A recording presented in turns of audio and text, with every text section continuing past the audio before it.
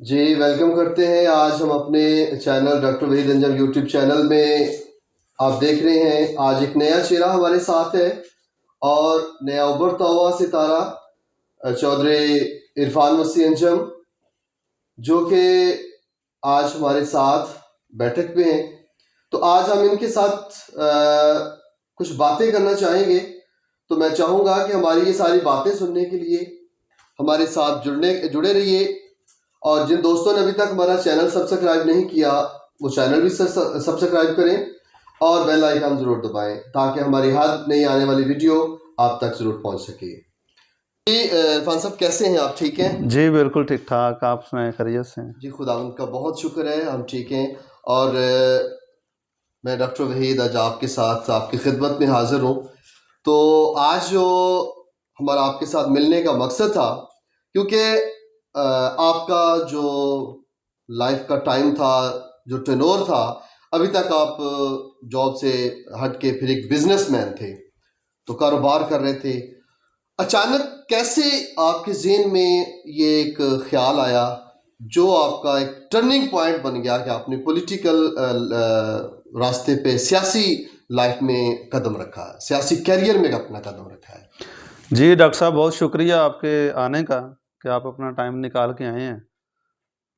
आपने बहुत अच्छा सवाल किया है। सबसे पहले जो आपने शुरुआत ही इससे की है, मैं आपको इसका थोड़ा सा पस मंज़र है जो मैं आपको बता दूं। सबसे पहले यहाँ पे हमने स्टडी मुकम्मल की अपनी मैट्रिक तक। उसके बाद मुल्तान चले गए, वहाँ पे स्टडी की। उसके बाद जॉब हो गई, जॉब करते रहे। फिर हम बिज़नेस में आ गए। बिज़नेस के बाद एक बिज़नेसमैन के लिए बहुत मुश्किल होता है कि वो अपना टाइम लोगों को दे और बेलौस दे। इसके पीछे एक मकसद है पूरा, जिसकी वजह से मैंने ये डिसीजन लिया। चूँकि हमारे इलाके में बहुत बड़ी हमारी कम्युनिटी मसीही लोग बैठे हुए हैं, तो यहाँ पे मैंने ये देखा है कि हमारे लोगों में जितनी पोटेंशियल है, उतनी ही यहाँ पे लीडरशिप की कमी है या लीडरशिप का फुकदान है। उसके लिए, अपने लोगों की बेहतरी के लिए, अपने लोगों को लीड करने के लिए, और एक जो माशरे में एक ड्यू मकाम है उनका या ड्यू रिस्पेक्ट है, वो दिलवाने के लिए मैं शुरू से सोचता था कि कोई ना कोई स्टेप लिया जाए। और उसमें जो दोस्त हैं आप जैसे, उनका बहुत शुक्रिया। उन्होंने बड़ा हौसला अफजाई की है और उन्होंने बड़ा तावन किया है।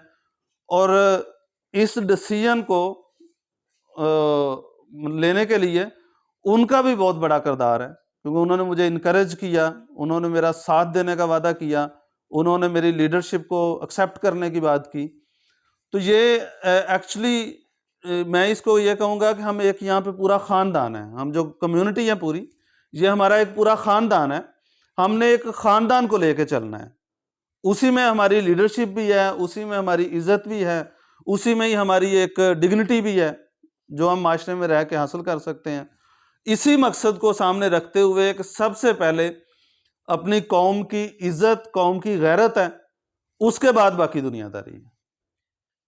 बहुत शुक्रिया। आपने ये एक आपका एक बहुत ही खूबसूरत पॉइंट था कि आपने एक मकसद को लेके इस सियासी कैरियर में कदम रखा है। जी इरफान भाई, मैं पूछना चाह रहा था आपसे कि आपने जिस तरह के एक सियासी कैरियर में अपना कदम रखा है, तो इन दिनों में जो आपकी एक्टिविटीज़ हैं, आपका रोज़मर्रा का जो काम है, वो बहुत सारी पॉलिटिकल शख्सियात से मुलाकात है और बहुत सारे लोगों के साथ आपका मुलाकात है।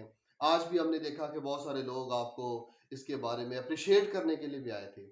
आप अपनी कौम के लिए क्या एक दर्द रखते हैं अपने अंदर? क्या आप अपने अंदर एक वलवला रखते हैं कि मैं इस रास्ते पे, इस सियासी कैरियर में अपनी कौम के लिए क्या करना चाह रहा हूँ? जी डॉक्टर साहब, हम जो आगे इलेक्शन आ रहा है या हम सियासत में आया हूँ, तो शुरू से लगाव या शुरू से एफिलिएशन जो है वो नून लीग से है। उन्हीं के पैनल से शुरुआत भी की है। उन्होंने हक दिए भी हैं, हम मज़ीद भी मांगेंगे।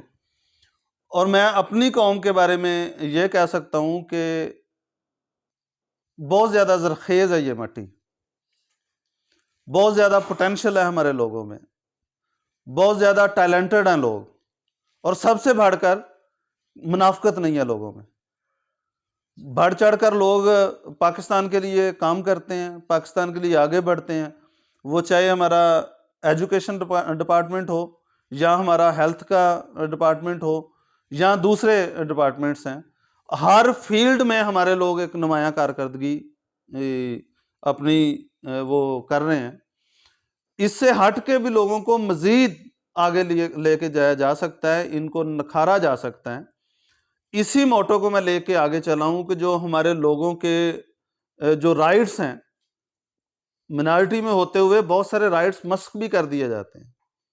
हमारे जो बच्चे हैं उनको जो हमारा 5% कोटा है वो रिस्केजुअल होता रहता है, रिपब्लिश होता रहता है, वो नहीं दिया जाता। ऐसे ही, बिल्कुल ऐसे ही। मुझे उसमें भी सबसे बड़ा इतराज़ जो है, अगर खुदा ने मौका दिया तो मैं उसमें कानून साजी करवाने में अपना किरदार अदा करूंगा कि हमारा पासिंग मार्क्स या हमारा कोई भी टेस्ट को क्लियर करना, वो आम लोगों के साथ या दूसरी जो मेजॉरिटी है उसके साथ ना उसको मेजर किया जाए। अगर वो मिनॉरिटी का कोटा रख दिया गया है तो मिनॉरिटी कोटे में जितने लोग फाल करेंगे उनका आपस में मेरिट बना दिया जाए, वो चाहे 25% पे बने या चाहे 40% पे बने या 50% पे बनता है। बिल्कुल तो ऐसे इस तरह हक देना ये होता है, आधा हक ना दें, हक हमें पूरा दें, ताकि जो पाकिस्तान की मिनॉरिटीज़ हैं, पाकिस्तान के मसीही हैं, हिंदू हैं, सिख हैं या दूसरी मज़ाहब हैं, सबके दिल पाकिस्तान के लिए उतने ही धड़कते हैं जितना किसी और के धड़कता है दिल। सबको पाकिस्तान का उतना ही फिक्र है जितना किसी और को है। मैं समझता हूं कि मसीही लोग पाकिस्तान के लिए ज़्यादा दुआएं कर रहे होते हैं, अपने चर्चिज़ में, अपने घरों जी। में, अपनी प्राइवेट महफिलों में। तो इस उम्मीद के साथ और इस मोटो को लेके मैं चला हूं कि हमारे लोग पाकिस्तान के लिए जान कुर्बान करने के लिए तैयार हैं। हमारे शोहदा भी हैं, हमारे बहुत सारे हीरोज़ हैं जिन्होंने पाकिस्तान की खिदमत की है और अभी भी कर रहे हैं और करते रहेंगे, क्योंकि पाकिस्तान हमारा अपना मुल्क है। इसके साथ साथ पाकिस्तान में रहने वाले तमाम मिनॉरिटी के लोगों के लिए जो उनके ड्यू राइट्स हैं उनको दिलवाने में भी हम अपना किरदार अदा करेंगे, और वो इसी सूरत में हो सकता है जब हमारे लीडर आएंगे। मैं अक्सर ये सोचता था कि हमारे लोग हैं, उन्होंने हेल्थ में बहुत ज़्यादा खिदमात अदा की हैं, एजुकेशन में बहुत की हैं, हमारे अदारों से लोग पढ़ पढ़ के बहुत बड़े लीडर बन गए, और उन्होंने अपनी अपनी कम्युनिटीज़ को प्रमोट कर दिया। हमारे लोग पीछे रह गए हैं। उसकी रीज़न क्या है? तो मैं अक्सर अपने दोस्तों में ये बात किया करता था कि हमारे लोग जो स्पेशली मसीही लोगों की अगर मैं बात करूं, तो उन्होंने अपना जो कैरियर है वो सियासत नहीं रखा, सियासत की तरफ नहीं आए। यही वजह हुई कि वक्त गुजरने के साथ साथ बिल्कुल भी लोग कौमी धारे में नहीं रहे, लीडरशिप का फुकदान रहा, लीडर्स नहीं पैदा हुए, क्योंकि हमारे लोगों का इंटरेस्ट ही नहीं था सियासत में। और जब तक हम सियासत में नहीं आएंगे, जब तक हम पॉलिटिक्स में नहीं आएंगे, जब तक हम असेंबली में नहीं बैठेंगे, जब तक हम अपने राइट से वाकिफ नहीं होंगे, तब तक हम बेहतरी की तरफ नहीं जा सकते। और इसी शऊर को बेदार करने के लिए मैं सियासत में आया। बिल्कुल, मैं आपकी बात को आगे बढ़ाऊंगा। एक सवाल होता है कि लीडर कौन पैदा करता है? तो उसके लिए हमेशा ये बात होती है कि लीडर ही एक लीडर पैदा करता है। अवाम अपना लीडर चुनती है, अवाम लीडर नहीं बनाती। एक लीडर ही एक लीडर को बनाता है। अगर हम जब सियासत को अपनी पर्सनल लाइफ के लिए ही इस्तेमाल रखेंगे, अपनी ज़ाती मफाद के लिए, तो उसके लिए अवाम का कोई फ़ायदा नहीं होगा। तो वो कहेंगे कि जो मेरे अंदर एबिलिटीज़ हैं, अगर मैं अपने अंदर ही रखूँ, मैं दूसरे तक प्रमोट ना करूँ, तो कल मेरे जाने के बाद इस दुनिया में कौन होगा जो मेरी तरह अवाम के दर्द को लेके चलेगा। तो आपकी ये बात बहुत वैलिड है कि एक अवाम के दर्द को महसूस करते हुए हर फोरम पे जाके जब देखें कि जहाँ पे हमारी आवाम के साथ नाइंसाफियाँ भी होती हैं, जिस तरह की जॉब्स के हवाले से बात करें, जैसे आपने किया है कि जहाँ पे 5% कोटा होता है तो उसको भी फिर तकसीम कर दिया जाता है, वो भी हमें पूरा नहीं दिया जाता। तो आपकी ये बात बहुत मुझे अच्छी लगी। तो इसको मैं सेकंड करता हूं कि जो एक लीडर को पैदा करता है, तो मैं चूंकि मज़हब का भी स्टूडेंट रहा हूँ, मैं समझता हूँ खुदा में यीशु मसीह हमारे सबसे बड़े लीडर हैं दुनिया में। और उस लीडरशिप से मैं इंस्पायर इसलिए हूँ कि वो लीडरशिप सबके लिए इक्वल थी। ऐसे ही, बिल्कुल ऐसे ही। इवन देन उन्होंने ये कहा था कि मतलब खुदा माफ़ करे, ऐसा तो हो नहीं सकता कि उनसे बड़ा काम कोई करे, लेकिन उन्होंने अपने शागिर्दों को इतना बड़ा इख्तियार दिया था कि अगर तुम ईमान रखो, ईमान के साथ काम करो, कोई ईमान के साथ ज़िंदगी गुजारो, तो तुम मुझसे भी बड़े बड़े काम करोगे। मतलब इससे ज़्यादा इंस्पायरेशन कोई हो नहीं सकती कि जहाँ दुनियादारी है, दुनियादारी में बंदा आम एक मुहावरा होता है कि सारे दाव पेच नहीं सिखाने, लेकिन वो ऐसे लीडर थे कि उन्होंने कहा कि आप लोग मुझसे भी बड़े बड़े काम करोगे। बिल्कुल ऐसे ही है, और बिल्कुल। इस यही वजह है कि मैं ये चाहता हूं कि हमारी कौम से ज़्यादा लीडर आएं और इसी जज्बे के साथ आएं कि जो अगर मुझ में जो चीज़, जो क्वालिटीज़ हैं, मैं वो लोगों में लाने की कोशिश करूं, जो मुझ में कमियां हैं वो मैं लोगों से सीख सकूं। बिल्कुल जी, ये बहुत अच्छी बात है आपकी।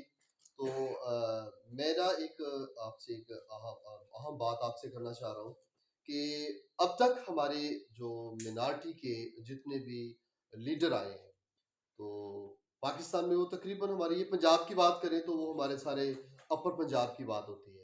जनूबी पंजाब से हमारा कभी कोई बंदा ऐसा सामने नहीं आया।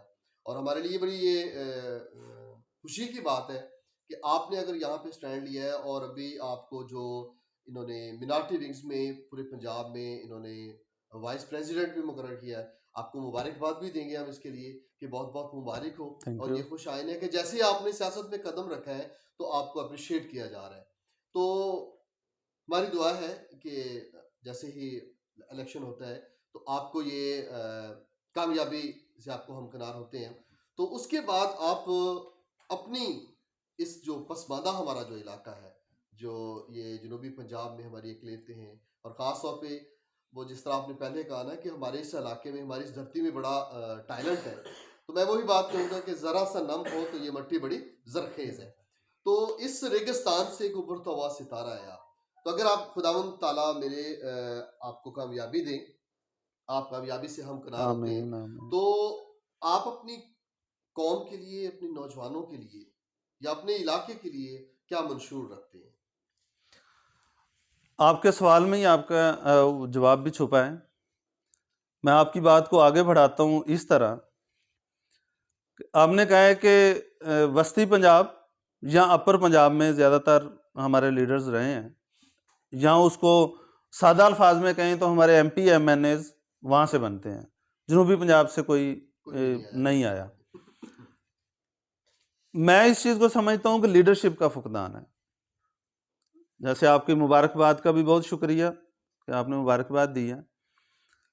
मैं ये समझता हूँ कि अगर आप पैशन के साथ किसी भी चीज़ में जाते हैं, किसी भी काम को पैशन के साथ करते हैं, जैसे कि मैं अभी सियासत में आया हूँ तो मैंने पैशन के साथ स्टार्ट लिया है, और मैंने पहले दिन से, मैं चूंकि आपको पता है कि मेरा अच्छा बिजनेस है स्टेबल, उससे अगर मैंने टाइम निकाला है तो मैंने ये सोच के और ये इरादा करके लिया था कि मैंने सियासत में कामयाबी लेनी है। कामयाबी देने वाला खुदा है और खुदा हमें कामयाबी देंगे। अच्छा, उसके लिए मैं ये आपको कहता हूँ कि हमारे जनूबी पंजाब में लोगों ने पार्ट टाइम तो सियासत को लिया, लेकिन एक पैशन के साथ काम नहीं किया। सियासत मैं समझता हूँ कि फुल टाइम जॉब है, आपको पूरा टाइम देना पड़ता है, आपके लोगों के मसले मसाइल हैं, आपने लोगों के साथ इंटरेक्ट रहना होता है, हर वक्त आपने खिदमत के लिए तैयार रहना है। मैं जब ये आया था तो मैंने सोचा था अपना स्लोगन, कि मेरा स्लोगन क्या होना चाहिए। तो मैंने अपने ज़हन में ये डिसाइड किया अपना स्लोगन कि खिदमत 24/7। जब आप 24/7 करेंगे खिदमत तो फिर आप कामयाब भी होंगे, और जब आपकी ये वाली वर्किंग पार्टी देखेगी तो वो फिर आपको ओबलाइज भी करेगी, आपको एमपी एमएनए भी देगी जनूबी पंजाब में भी। अपर पंजाब वाले, वस्ती पंजाब वाले करते हैं, वो पार्टी के लिए भी खिदमत करते हैं, पार्टी के लिए काम करते हैं, यही वजह है कि उनको सीट्स भी मिलती हैं। हमारे लोग इसको सिर्फ इलेक्शन के दिनों में मुतहरक हो जाते हैं, बाकी 5 साल खामोशी इख्तियार करते हैं। लेकिन हमने खामोशी इख्तियार नहीं करनी। जब मैं सियासत में आया हूं तो मैं यहां पे मौजूद रहता हूं। जब मैं कहीं मीटिंग के लिए बाहर हूं तो मेरे वालिद साहब और मेरे 5 भाई हैं, वो यहां पे मौजूद होते हैं। कोई भी बंदा आता है, किसी को भी कोई खिदमत की ज़रूरत है, तो हर वक्त हमारे घर में कोई ना कोई मौजूद है उनकी दादरसी के लिए, उनकी खिदमत के लिए। और जब खुदा हमें यहाँ से चुन लेंगे, मैं नहीं समझता कि किसी पार्टी ने हमें चुनना है, किसी पार्टी ने टिकट देना है। ये खुदा की तरफ से मोहर है। बिल्कुल ऐसे है। खुदा की तरफ से अगर मोहर हुई हम पे, तो आप देखेंगे कि हम अपने इलाके में लोगों के लिए बेहतरी के मौके लेके आएंगे। जब यहाँ पे कोई एमपी एमएनए आ जाएगा, वो डेवलपमेंट भी यहाँ पे लेके आएगा, क्योंकि सबसे पहले बंदा अपने घर से शुरू करता है। ऐसी है, बिल्कुल। हमने सियासत शुरू किया, घर से शुरू किया। डेवलपमेंट के अगर बारी जब आती है तो डेवलपमेंट भी हमने अपने घर से शुरू करनी है। तो आप देखेंगे किस तरह से बेहतरी आती है। फिर उसके लिए मैं एक टीमें तश्कील दे रहा हूं। कानूनी टीम अलग है, मशावरती अलग है, मसालहती अलग है, और एजुटेशन के लिए अलग है। और वो सारी टीमें लोगों की बेहतरी के लिए काम करेंगी। जहां पे जिस टीम की असिस्टेंस की ज़रूरत होगी वो टीम पहुंचेगी वहां पे, और उसके लिए काम जारी है। उस पर वो जब काम मुकम्मल हो जाएगा तो आपको दोबारा तकलीफ देंगे, मदऊ करेंगे हम, कि वो भी आपके साथ हम शेयर करें। और इस तरह हम अपने लोगों को हर फील्ड में आगे लेके जाएंगे। यहाँ पे स्मॉल जो बिजनेसेस हैं वो भी शुरू किए जाएंगे। लोगों के लिए जो एग्रीकल्चर एरिया है हमारा, उसकी बेहतरी के लिए हम करेंगे, लोगों के लाइफस्टाइल के बेहतरी के लिए करेंगे, और सबसे बढ़ के लोगों को में अमन के लिए पहले भी काम कर रहे हैं, आपको पता है, मजीद भी करेंगे। मैं कहता हूं कि जब अमन हो जाएगा तो उस अमन के बाद तकरीबन 50% इलाका वैसे खुशहाल हो जाएगा, और 50% जो कमी है वो हम सब मिलके इसको दूर कर लेंगे। व्यूअर्स, मैं जरा ना एक साइड में बैठा बैठा थक गया हूँ। चौधरी साहब की बातें बड़ी इंटरेस्टिंग है। तो बात जो मैं कर रहा था कि अब यहाँ पे ना सियासत जो होती है वो थाने कचहरी की, लेकिन यहाँ पे अभी जो इन्होंने एक बात कही है कि वो बड़ी इम्पोर्टेंट बात इन्होंने कही है कि हम जो एक ना कमेटियाँ तश्कील देंगे जो कि हर फोरम पे काम करें और हर एक चीज़ के लिए, और ये बहुत बड़ी इनकी बात है। तो हम अप्रिशिएट करते हैं इरफान भाई को ऐसे इस बात पे, और दुआ भी करते हैं कि खुदावंद ताला इनको कामयाबी दे और इनका जो मिशन लेके आए हैं उस मिशन में खुदावंद इनको कामयाब करे। डॉक्टर साहब, इसमें ना एक मैं आपको चीज़ क्लियर कर दूं। जनवन हमारा पूरा जनूबी पंजाब देखा जाए तो थाने कचहरी की सियासत है। ऐसे लेकिन मैं जो कोशिश कर रहा हूं, अपनी कम्युनिटी से शुरू किया है, फिर हम दूसरी कम्युनिटी में भी ये अवेयरनेस लेके जाएंगे। मैं कोशिश कर रहा हूं कि थाने कचहरी से दूर रहा जाए, लोग अमन के साथ रहें, मोहब्बत के साथ रहें, किसी के हक पे नज़र ना रखें, किसी के हक पे डाका ना डालें, और कोई बंदा किसी के पर्सनल मामलात में मुदाखलत ना करें। तो हम थाने कचहरी को बिल्कुल खैरबाद कह देंगे। और जो मैं बात कही थी ना कि हम अगर अमन हो जाए तो 50% लोग वैसे खुशहाल हो जाएंगे, तो वो इसी पैराहे में मैंने की थी कि जब हम थाने कचहरी को खैरबाद कह देंगे ना, तो वैसे ही 50% घरों में खुशहाली हो जाएगी। क्योंकि जब थाने कचहरी में इंडल्ज होते हैं हम, तो बहुत सारा अपना टाइम का भी ज़िया करते हैं और फाइनेंशियली लॉस भी करते हैं। बिल्कुल सर, बात यही आपकी है कि जब थाने की कचहरी में जब इलाके की खुशहाली में काम हो जाए, इलाके में जो जब तरक्कीत के मौके हो, लोगों को रोजगार मिले, तो लोग थाने की कचहरी का काम वैसे ही कम हो जाते हैं। बिल्कुल ऐसे ही। अब तक जो बातें हमारी हुई हैं इरफान भाई, नौजवानों के लिए, बच्चों के लिए, इलाके के लिए, तो डॉक्टर वेदन जब यूट्यूब चैनल के आज आप मेहमान हैं और आपने बहुत सारी बातें की हैं, तो आखिरी मेरी एक बात है कि हमारे जो बुजुर्ग हैं उनके लिए आप क्या कहना चाहेंगे कि वो आज की नौजवान नस्ल को किस तरह गाइड करें, या उनके लिए नौजवान बुजुर्ग अपना क्या किरदार अदा कर सकते मैं बुजुर्गों के लिए एक बात किया करता हूं, हम जब जाएंगे ना बुजुर्गी में, तो फिर हमें उस चीज की समझ आएगी कि जिंदगी का निचोड़, जब जिंदगी की समझ आने लगती है तब बुजुर्गी आ जाती है, और तब बंदे की जिंदगी तकरीबन खत्म होने के दहाने पे होती है। और इंसान को जो सिखाती है ना, वो दुनियादारी सिखाती है। हमेशा कहा जाता है कि जो विजुअल मेमोरीज हैं वो बड़ी स्ट्रांग मेमोरीज होती हैं, वो भूलती नहीं है। बुजुर्गों ने चूंकि सारी जिंदगी देखी होती है, सारी दुनिया देखी होती है, हर तरह के हालात से गुजरे होते हैं, वो जो चीज़ें हमें बताते हैं, वो जो बातें बताते हैं, तो वो उनकी ज़िंदगी का निचोड़ और उनका अपना पर्सनल एक्सपीरियंस होता है।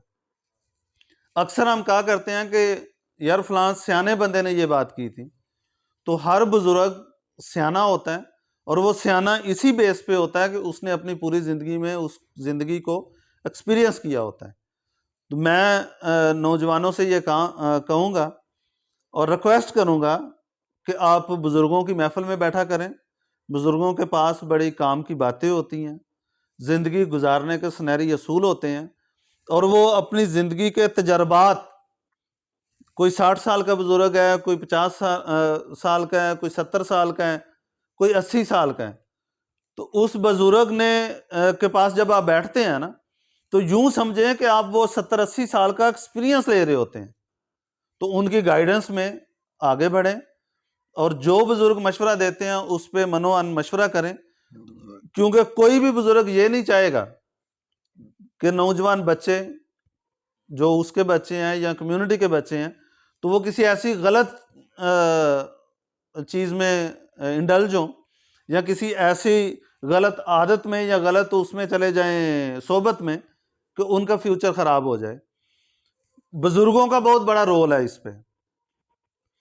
बुजुर्गों की जो मैंने आपको बताया था मसालती कमेटी, तो वो इसी चीज़ की कड़ी है कि बुजुर्गों की पूरी टीम है जो मसालती कमेटी होगी, क्योंकि बुजुर्गों को दाव पेच आते हैं, बुजुर्गों को पता है कि कौन सा बंदा कौन सी बात करने से लाइन पे आएगा, कौन झूठ बोल रहा है, कौन सच बोल रहा है, तो ये लोग पहचान जाते हैं अपने तजर्बे से, अपने एक्सपीरियंस से। उन्हीं पे मुश्तबल हमने मसालती कमेटी बनानी है कि जो लोगों के मसले मसाइल सुनेगी, लोगों में सुलह करवाएगी, लोगों का कोई इस तरह के इश्यूज हैं कि वो बुजुर्गों के जाने से ठीक हो जाते हैं, तो उन्होंने ये सारे करने हैं। बिल्कुल। और वही बुजुर्ग नौजवानों को भी अपने सारे जो एक्सपीरियंस हैं वो बताएंगे। कभी भी कोई बुजुर्ग अपना बुरा एक्सपीरियंस शेयर नहीं करता, या वो बच्चों को उसकी तरगीब नहीं देता। हमेशा अच्छे एक्सपीरियंस की तरगीब देते हैं और बुरे कामों से रोकते हैं। अगर हमारे नौजवान बुजुर्गों से ये चीज़ें सीख लें, बुजुर्गों के पास बैठा करें, उनसे एजुकेट हों, तो मेरे ख्याल से नौजवान कामयाब ज़िंदगी की तरफ बढ़ सकते हैं और कामयाब ज़िंदगी गुजार सकते हैं। बहुत शुक्रिया इरफान भाई कि आपने आज टाइम दिया। व्यूवर्स, तो आज आपने बहुत सारे इरफान भाई की बातें सुनी हैं, हमने आपसे बहुत सारी बातें की हैं। तो आज की हमारी ये सारी वीडियो आपको पसंद आए तो हमारे वीडियो को लाइक ज़रूर करें। और अब भी एक बार फिर कहना चाहूँगा कि जिन दोस्तों ने अभी तक हमारे चैनल को सब्सक्राइब नहीं किया, वो चैनल को सब्सक्राइब जरूर करें। और मैं गल पंजाबी च करना हुन्ना कि ਇਹ ਜਿਹੜਾ ਕੈਂਚੀ ਵਾਲਾ ਬਟਨ ਇਹਨੂੰ ਜ਼ਰੂਰ ਨੱਪਣਾ ਹੈ ਤੇ ਇਹਨੂੰ ਆਪਣੇ ਕੋਲ ਨਹੀਂ ਰੱਖ ਛੱਡਣਾ, ਇਹਨੂੰ ਗਾਂਹ ਵੀ ਤੋਰਨਾ ਹੈ, ਦੂਜੇ ਯਾਰ ਦੋਸਤ ਵੀ ਦੇਖ ਸਕਣ ਨਾ। ਤੇ ਇਰਫਾਨ ਭਾਈ ਨੇ ਬਹੁਤ ਸਾਰੀਆਂ ਚੰਗੀਆਂ ਚੰਗੀਆਂ ਗੱਲਾਂ ਕੀਤੀਆਂ ਨੇ, ਬੜਾ ਏਮ ਲੈ ਕੇ, ਬੜਾ ਮਿਸ਼ਨ ਲੈ ਕੇ, ਇੱਕ ਵਲਵਲਾ ਲੈ ਕੇ ਆਏ ਨੇ। ਤੇ ਜਿਹੜੇ ਖਾਸ ਤੌਰ ਤੇ ਸਾਡੇ ਬਜ਼ੁਰਗ ਹੁੰਦੇ ਨੇ ਨਾ, ਇਹ ਬਜ਼ੁਰਗ ਜਿਹੜੇ ਸਾਡੇ ਨੇ, ਇਹ ਸਾਡਾ ਸਰਮਾਇਆ ਹੈ। ਤੇ ਮੈਂ ਗੁਜ਼ਾਰਿਸ਼ ਕਰਾਂਗਾ ਜਿਹੜੇ ਸਾਡੇ ਬਜ਼ੁਰਗ ਨੇ, ਇਹ ਨੌਜਵਾਨ ਨਸਲ ਨੂੰ ਇਹਦਾ ਹੌਸਲਾ ਵਧਾਉਣ, ਇਹਨਾਂ ਨੂੰ ਸਪੋਰਟ ਕਰਨ, ਤਾਂ ਕਿ ਅਸੀਂ ਕਾਮਯਾਬੀ ਵੱਲ ਆਪਣਾ ਕਦਮ ਵਧਾ ਸਕੀਏ।